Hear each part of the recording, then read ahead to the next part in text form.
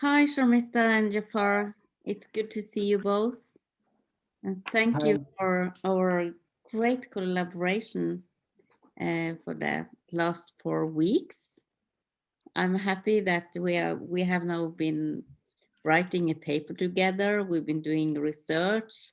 We have been pretending sitting under the Bantaba tree, reflecting together and being in another epistemology and ontology.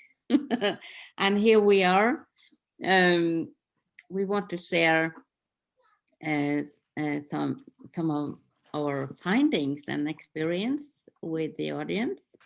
So please, Jafar, could you give us a short outline of what we are going to talk about now? Thank you, Astrid. It's a wonderful experience. Thank you, Sharmista, too. So let me give you a just brief outline of what we are going to discuss. Our discussion is broadly in three segments. First segment, we are going to discuss about the ontology and the epistemology from the comparative point of view. The second part of the discussion is as we analyze the one of the IL intervention project, fundamental rights and labor relations. So we will discuss about the project intervention linking with the modernity landscape. Third segment of the discussion is about the challenge and the opportunities in terms of our learning, in terms of our project, what we are going through. And finally, actually, we are going to conclude the key lessons learned. And as Astrid, you rightly mentioned, right now we are imagining we are under the tree and we are discussing. So actually what would be our own Bantaba in terms of the workers' education, and we will try to visualize it based on our own understanding. So thank you, Astrid. Thank you, Jafar. Perhaps we should explain also very short about what we mean with the Bantaba and what it is, or will we explain it later? Um, I think let's have a quick, quick introduction where we come from, who we are, what does matter to us in terms of our own interest. Yeah. Why did we take the project, right? This is fascinating project.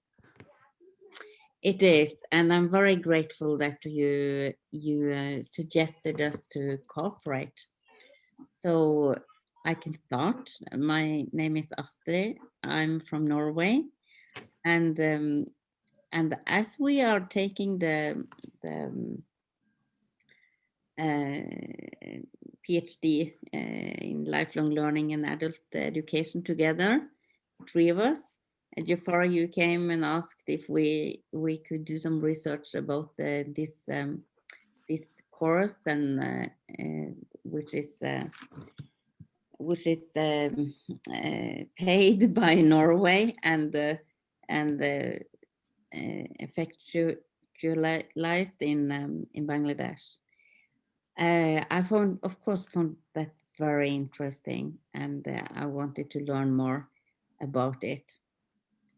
So I am from Norway, yeah, and I'm not only from Norway. I'm from the northern part of Norway. It's a very big point, far above the polar circle. Um, so for me, it's very interesting to learn more about another part of the world. Thank you, Astrid. I think, so, Mr. You can go in, then I can jump Yeah, in. sure. Thank you both for that wonderful introduction and um, the kind of relationship that we have developed through this through our interactions and the regular meetings that we have had have been wonderful. So yeah, just talking a little bit about myself. I am from India. We are neighbors, Bangladesh and India, as you know, and we were actually one part of one country. Um, so what? But we have other, like for Bangladesh and for coming from West Bengal, we share the same language, a lot of cultural traits, similar food habits. So these I have. a good sense of what Bangladesh. I have never visited, though unfortunately I have not been able to visit that. Sometime I have it in my list that sometime I will visit it.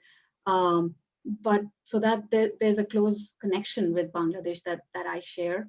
And when Jafar and Astrid started talking about the project, and I was also part of that discussion, I realized my interest in the Bangladeshi workers' plight had something very personal also, because growing up in Calcutta, I've also seen the plight of the workers there.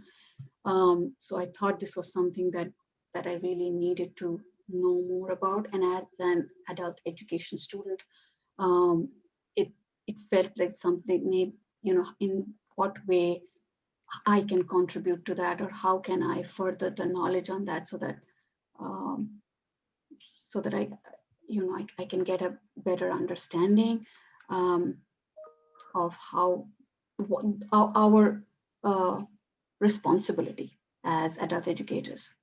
So that's the part that's important to me. So thank you, guys. Thank you, Sharmishta. In my case, actually, my experience of the childhood and throughout the life, my experience is all about the exposing with the oppression, poverty, and the systematic injustice. So what happened, I always mention in my class and to all of you very often, my grandma, she's my great teacher. What she suggested, educate yourself, invest your education for the transformation of the millions of the people who are subjected to the poverty and the exploitation. So here I come from. So with that vision, actually, I started to work with the ILO.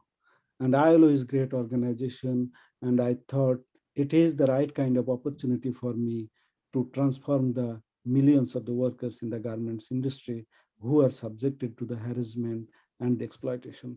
So I managed the workers' education program, and this program was funded by the Royal Norwegian government. So it was that time I was so excited and I get involved. I was very much in it. And what happened finally? So I end up with that and I came to the academia, and the academy gave me a sort of new lens looking into the phenomena in the diverse perspective. So when I see Astrid and the Sharmishta, I felt really a wonderful opportunity to having in sort of the intercultural dialogue to look into that project from the diverse set of lens. And I found quite interesting that Astrid, you were the country, the government of that country actually funded that project, right? And the Shormishta and myself had the same legacy. We had the similar set of colonial experience, how the colony made and reconfigure our own social and the economic cultural settings, right? So basically my interest was to looking into this project from the sort of the multiple perspective from the global north, global south, right? So that is quite fascinating sort of aspect, and I was highly motivated. Still, I am very much motivated. I really would like to take it forward thereafter too. So thank you so much for this collaboration. Thank you. And Jafar, you came to me and you said that it was the Minister of Development, I think, in Norway was very engaged in this in financing this project, and he was a minister from the Socialist Left Party at that time, and I imagine he was very enthusiastic. Um, Yeah, he was adamant to put money for this. And yeah. he put pressure on the NORAD and the Norwegian government that, the Norwegian government should act immediately. So he was quite instrumental. Yeah, so could you very short, before we get into this and get very engaged, could you, for very, very short, tell us what is this, the project and the course about, so that the listeners know what we're talking about? So the project is about, the project name is Fundamental Rights and the Labor Relations. And as I mentioned earlier, this project was funded by the Royal Norwegian government. And obviously the minister name that I told you, he was instrumental. And the background, you have to look into the background and the context where the project come from. I hope later, the after me, Shormishta will put that background, what was the context. So, but quickly, it was the Rana Plaza disaster that actually was a sort of uh, huge shock for everyone, from workers, Bangladesh, international community, everyone.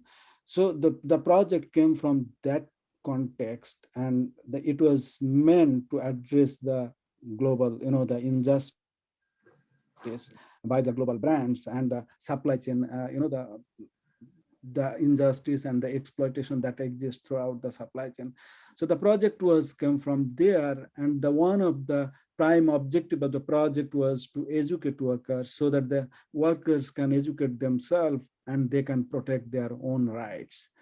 So that was the project. So our intervention, particularly from there, as we are from the academia, our venture was to looking into that project from the critical point of view, from the academic point of view, what functions the project, what was the function of the project in the context of Bangladesh, what roles actually the workers' education play in terms of bringing development from the global north to the global south.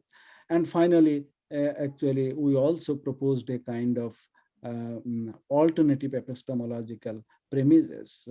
As you were a fan of, as Astrid, you are a fan of the axiology, ontology, and the epistemology, so to mine, so to Shormishta, right? So we also proposed the alternative epistemological grounding and the philosophical underpinning of the workers' education, which is very much grounded on our own sort of axiology and ontology. Yeah. Thank you, Astrid. Yeah, and thank you. And Sharmista, would you like to share with us uh, your your experience of entering the project and learning to understand it? And you, Sharmishta, it would be also good to putting into the context a bit, because you went through that sort of similar kind of, you were so compassionate about that fact. So if you just share, that would be also good Yeah. for the listener. Yeah, so a little bit about the project. Like when we started with the project, it has taken different dimensions for me, really. When we started, we were looking at the labor rights, right, about this one project. But as we went more into it, we saw, we really, what the question is at the bottom of it is like how uh, the concept of humanism for some, or how that's like deeply rooted in this discussion, right? How we perceive a human, depending on that we treat that person. So that's where even our philosophical underpinning comes in. Our whole inclination for using Ubuntu and the Cosmo Ubuntu as our framework, it really emanates from that. So I guess what I'm trying to say is we started with one project, or one unit of analysis, but that really has kind of taken a much bigger proportion for us in terms of what we are learning, and how we evaluate ourselves or our learning with respect to that.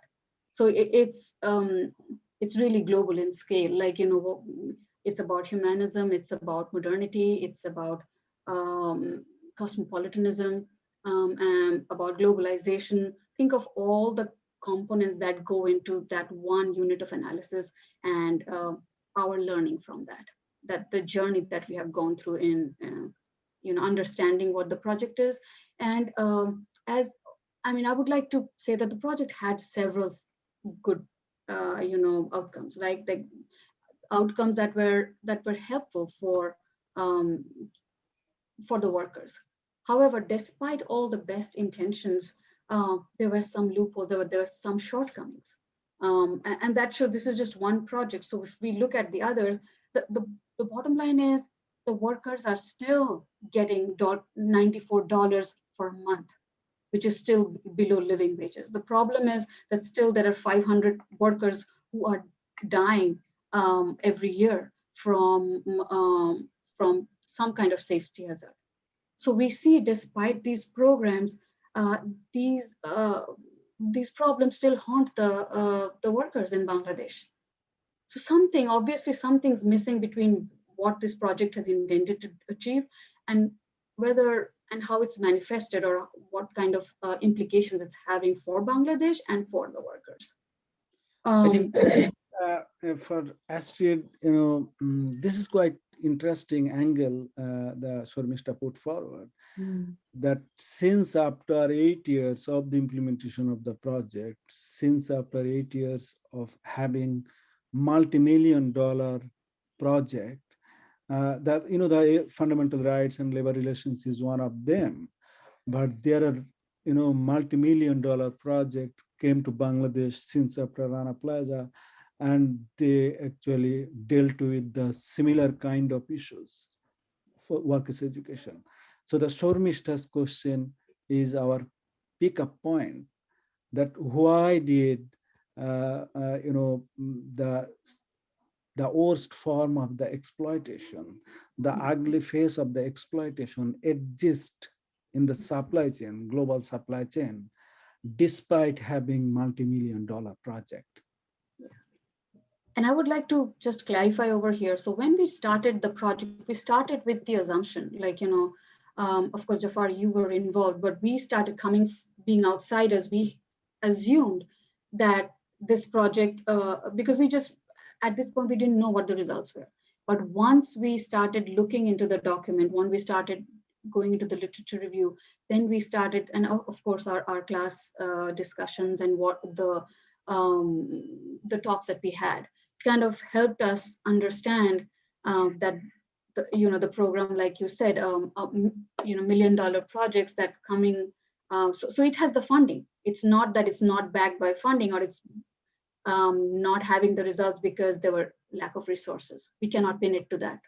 So obviously, and it is designed by ILO, so they are putting the best experts at work. We have the funding. Then why is and teachers, well-trained teachers, right, to help the workers understand, and still it's not yielding the desired results. So it was something that was very pertinent for us to investigate. Why not? Yeah, so and these kind of courses or education, like labor education and civil rights education, are a part of what we call lifelong learning, and which again is a part of the globalized world or society we live in. And I find it so fascinating digging into this project and the course that you were a part of, Jafar, in Bangladesh, and to think of the global connections between the workers in Bangladesh, the international companies who are behind them, and then ILO, the connection to Norway, the workers' organizations and the socialist Henke Holmost in Norway, wanting to do something good for humanity. And okay, so here we are,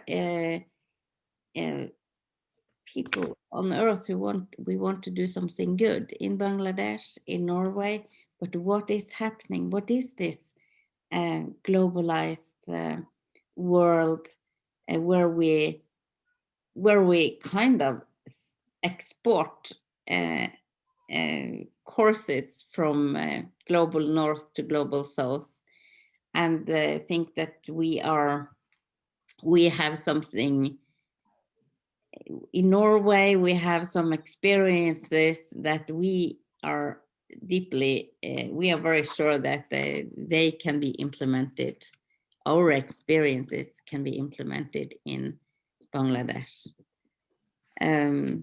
So then the Astrid, your whole point is about, I think we are a bit close to the second part of the discussion, that what you are arguing is the framework, the modernist project and the paradigm in which basically the project emerged, right?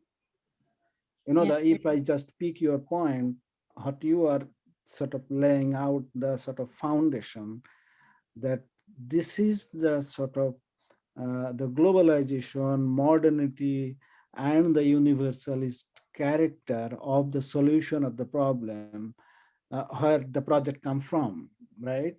Yeah.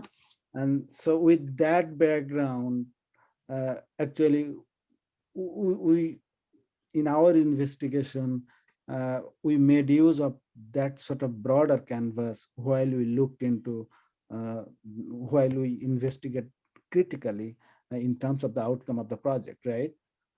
Yeah. Sorry, you can proceed. I just add on this. Yes. Where can you help me further? Yeah. No, you are talking about it is the global supply chain and the how the global supply chain do business and how to the interest, and it comes from the Norway. You are talking about the sort of the dynamics in the Norwegian context. So then from there I picked it up. Yeah. Yes, and I could do that now. I think it fits to share some reflections I have from the Norwegian point of view. Sure. Yeah. Yeah, as we are entering into the second part of the discussion, I think it's better to have the sort of a reflection based on the experience and the findings that we have. Yeah. I just have a quick question. It's just a technical question. Like, are we continuing with the same video? Or are we going to make 3 different ones? We can continue until 8 o'clock. It's okay. So that would be one video then. One video? Yeah. Okay. Okay. Thank you. Sorry for the interruption. So. Yeah, it's okay. So, so my experiences from or my reflections from Norway is that, okay, so the workers' union in Norway want to do something good for the workers in Bangladesh. But at the same time, the workers in Norway are dependent upon the Norwegian context, which is where our wages are dependent on people in Bangladesh having low wages.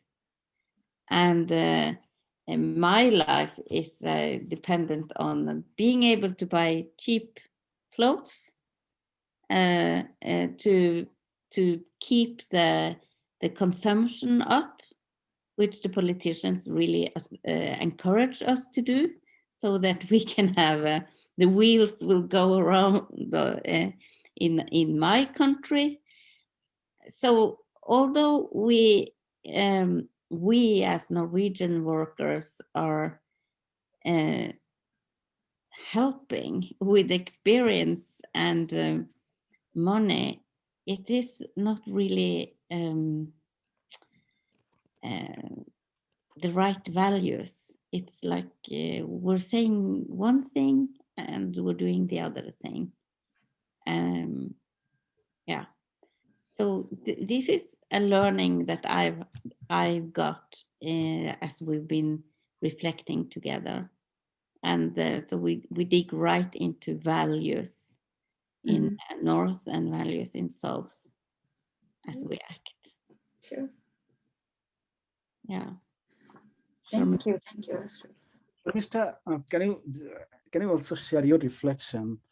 How does it mean the findings that we have? The way we concluded and the fact and the evidence that we experienced come across throughout these studies. What is your reflection in terms of workers' education for the global south and the north too? Well, I kind of look at it at like three stages. One would be really, uh, how these neoliberal policies are affecting the Bangladeshi workers. Um, they, I also find it interesting that how these workers are kind of subject to institutional layering. Like, so there are these these are the local actors, the global actors, and so they are kind of suppressed under, or like, subjugated, layered under them. And to be able for us to think that they can be on the same footing with the others and be able to negotiate and to, and for collective bargaining is a presumption. To think that they will have that. The whole basis of these programs, if I go by ILO's objectives, is to empower or equip these workers to be able to uh, negotiate, to be able to engage in collective bargaining, right? But if you do not have the same status or the same level of how should I put it, the same kind of standing with your superiors, then how do you even ask for those? How do you demand for those? And sometimes these workers are, and this was apparent even from the report, that sometimes they're not even aware of those rights. They're not even aware of how to ask for those rights. Although the program was intended to teach them, but we have to understand the context, because 200 years of British rule. That's the first thing, that you have learned to be subservient, that you have to have good behavior, and it means listening to your superiors, right? So under the and uh, even after that, you have to look at the scenario that they're right. So they don't even know if that, at least even if they know to find the right tools to fight for their rights. I think that's where there's a discrepancy with what the program intended and why it cannot achieve. Probably that's one of the reasons. It definitely needs more research in that areas, but it feels so, like, there's Yeah, exactly. So you're very much right, and your reflection is also a bit of.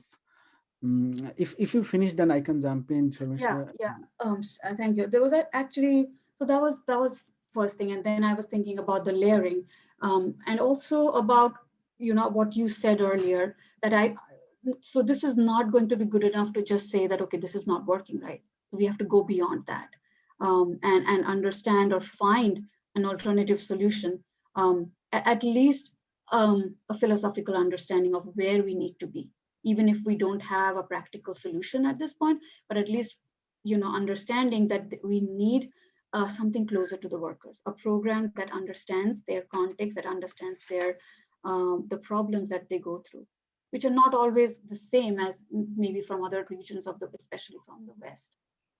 So that's where really the direction should be, to understand how we can resolve that. And we have often, like especially Astrid has often talked about hope, right? So if we stay here and say that this is not working, then we are not really. Yeah, and even this is the fundamental question that we have been wrestling with throughout the courses, right? Even uh, if you recall the Jeon question, that okay, how can we go out of that box, Mm, right? yeah. So that part also we dealt with in our investigation examination. So maybe later part we can Mm, share our own sort of the alternative framework.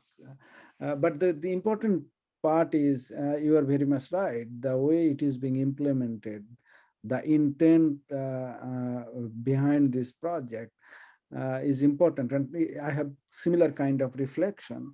But if you look at our findings, the thing is there was a sort of presumption uh, within the core of the project and the actor, particularly International Labour Organization and the Norway, is that one size fit for all. Yeah. And one size fit for all, it doesn't work because of number of reasons. The one is, if you look at the content of the project evaluation report and the project document, you see that the workers' education program is designed by the ITC-ILO based in Italy, and the expert is from the north. And who was the head of the project in charge of implementation of the project is basically the person from the global north. And the third aspect is that one of the core component was how to negotiate. And this negotiation education was provided by the FMCS. They called it Federation Mediation and the Conciliation Services based in USA. So all of the elements confirm that, okay, the knowledge exists within the global north and the global south. In Bangladesh, it seems there is no appropriate knowledge to educate workers. So which is very much top down, right? And Absolutely. this is one of the problem, that if whether the question is the top down approach incorporate, understand, and realize the local needs. This is one. The second one is, while you are ignoring the local knowledge, that has another connotation, that the workers' education is only training workshop within the four walls, or it is beyond. And I can recall just one, the COSATU is one of the South African biggest union. In the first conference, they said the workers' education can take place anywhere, even in the lunch break. The most important learning takes place in the mass action. So the workers, when they act to resist the injustice, the most learning takes place over there. So the question is, the standardization and the techno-scientization process of the ILO standard, and educate them about the legalistic approach of the education, then you are completely ignoring other one. You are not ignoring the other side of the learning. You are abstracting them, which actually, we learn from the class that it is epistemic genocide, Mhm. right? So you are not respecting. Yeah. The fact is, historically and culturally, Bangladesh and Norway is completely different. And even in the 18th century, all other European countries, France, Germany, Italy, trade union was prohibited by the law. Norway is the only one country, there was no law that actually protected workers to exercise freedom of association. So you can see, right? Historically, the workers' rights, the social dialogue, and the discussion is very much favorable, the very much ingrained in the historical road. And Yeah. the one of the interesting aspect is, if you look at the workers' rights index, the Norway in practice is zero. Zero means you are beyond good. Good is something, but you are above the good. Mm. Why? Now, this is quite interesting question. Why this? Because the 72% of the workers are covered by the collective bargaining. So collective bargaining actually ensure the rights and the entitlement which is beyond the law. If law say your minimum wage is $500, collective bargaining ensure that your payment of the wage is more than $5,000. So this is collective bargaining is about. So the collective bargaining is 72% collective bargaining is there, cover the workforce, historically very much rooted in the in the, the union education is very much favorable, legislation is very much favorable. So institution, culture, history, structural power is very much favorable for the social dialogue and the negotiation. But which is not the case for Bangladesh, because in Bangladesh, the workers, the freedom of association is still is highly protected. And even the human rights was, they actually reported that if anyone raise voice, then there is a likelihood of uh, abduction, killing, murder. Only 3% workers are unionized, while Norway, 52% workers are organized. So you see the differences, right? So these difference make, so then the question is, drawing on this, the call for the Bangladesh workers education would be to look completely, the different thing, not within the box of the modernity. And even the thing is that you may ask question that, okay, what you are saying is everything is correct. Why? Why they have been repeating it again and again, right? Yeah. So that could be the fundamental question for audience and everyone. The intent is, the ILO document itself mentioned, the intent is to bring Bangladesh into the single market through the globalization. So the intent of the education is to help workers to cope up with the rapidly changing global circumstances brought by the globalization. That is what lifelong learning has been appropriated for, right? Adapting, helping workers adapt to these market needs, right? Just to So the cater to. philosophical question is, education is for domestication or education is for liberation? Absolutely, absolutely.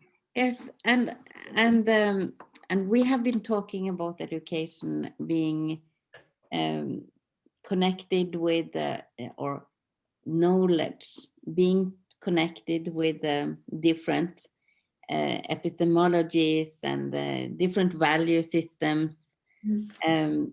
And that's what I've learned about in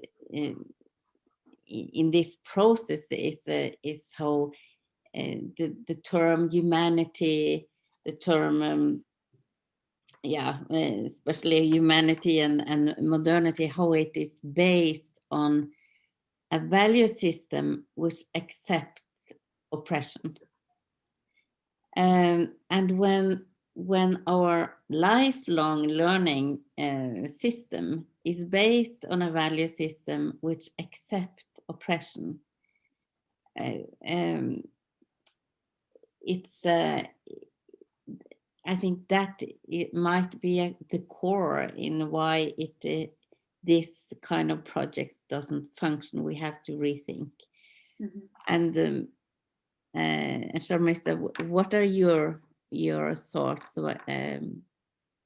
about these value systems and epistemology we are basing it on in the North? Do you have any? I feel like one of the things that came out, like, the by the sheer fact that this is created in the North and being implemented, so the hermeneutics or the hermeneutical power that the North can exert just by that, and of course by the fact that they are funding the program. So at two level, like, because of their funding, they can design the program according to their vision, which might not necessarily be what the workers' vision are or what their requirements are here.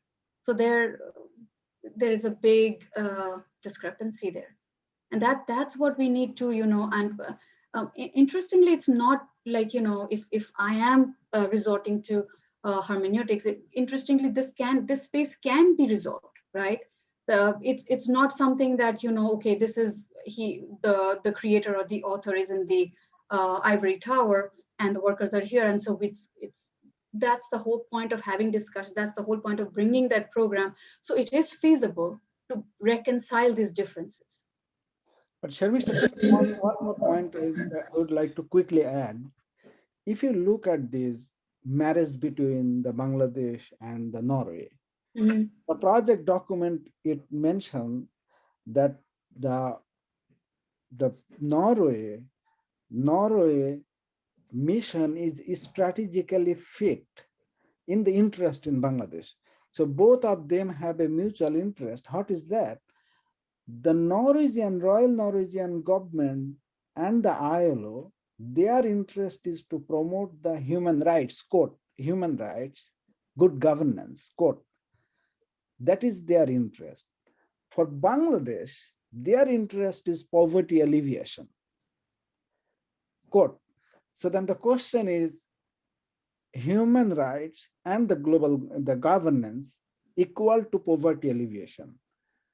So does this equation can promote sort of what we called it the interepistemic dialogue, can promote the true development based on the mutual interest, mutual respect, which must be non-hierarchical, that must be anti-capitalist, that must be anti-patriarchal, right?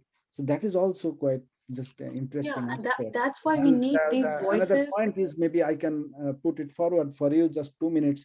One is the human rights. Mhm. And how do you define human within these human rights? Global governance, how do you define governance? Who you define? Is it the workers in Bangladesh defining governance? Or is it ILO or the Norway or the people from the north? They are defining governance. Based on what? What is your parameter? Who said this parameter? ILO said they will promote the international labor standard. Whose standard? Who set it up? Based on which you set that in standard?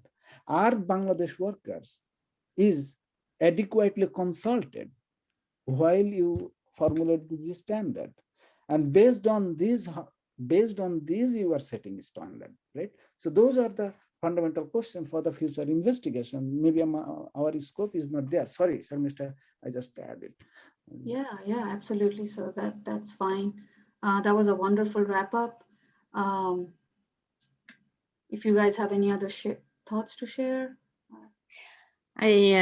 I think that we need more time under the tree Mm-hmm. in a new session, because we do have to talk about the different epistemologies and the ontologies and the solution that we are proposing after doing our short research. And also our, sorry, Astrid, but just our learning processes too. That's Yeah. something like our challenges. Two aspect is very important. One is about our personal reflection throughout the journey in terms of the learning. This is quite fascinating collaboration. So we should reflect on it. The second is definitely the alternative proposition that we are very much informed by our the existing sort of knowledge and the epistemology from the African mode of philosophy, right? Yeah. So that part maybe we will discuss. We'll meet again later. Yeah, Okay. we'll do that in the next session. Thank you. Thank you, all guys. three. It's been nice thinking and reflecting again together. That was So, a great yeah. exercise. Have a nice afternoon. Yeah. Thank Bye. you. Bye.